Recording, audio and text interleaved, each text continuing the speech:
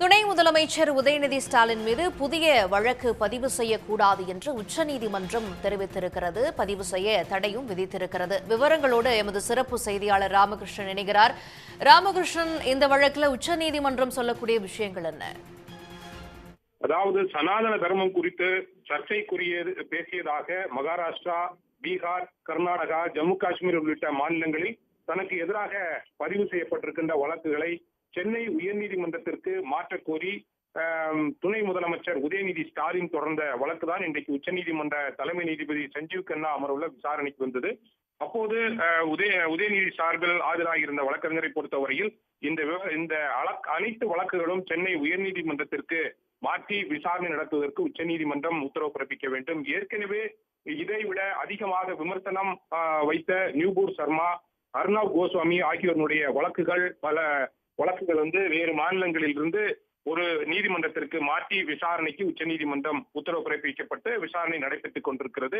எனவே அந்த வகையில் பார்க்கும்போது தன் மீது தொடரப்பட்டிருக்கின்ற அனைத்து வழக்குகளையும் சென்னை உயர்நீதிமன்றத்திற்கு மாற்றி விசாரணைக்கு உத்தரவு பிறப்பிக்க வேண்டும் என்று கோரிக்கை வைக்கப்பட்டது.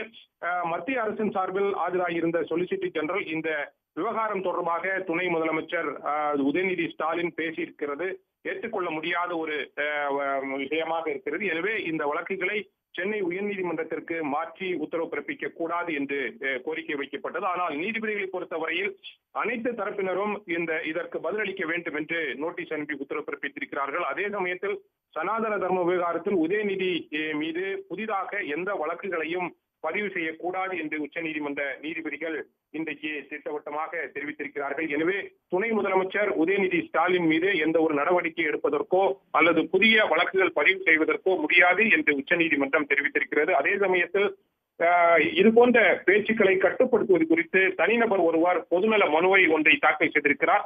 அந்த வழக்கோடு இந்த வழக்கையும் சேர்த்து விசாரிக்க வேண்டும் என்று துஷார் மேத்தா நீதிபதிகளிடம் கோரிக்கை வைத்தார். அந்த கோரிக்கையும் நீதிபதிகள் மறுத்திருக்கிறார்கள். இந்த விவகாரத்தை பொறுத்தவரையில் தற்போதைய சூழ்நிலையில் துணை முதலமைச்சர் உதயநிதி ஸ்டாலின் மீது எந்த வழக்குகளும் புதிதாக பதிவு செய்ய முடியாத ஒரு நிலை ஏற்பட்டிருக்கிறது என்பதுதான் உச்சநீதிமன்ற நீதிபதிகளுடைய இன்றைய தின உத்தரவாக இருக்கிறது.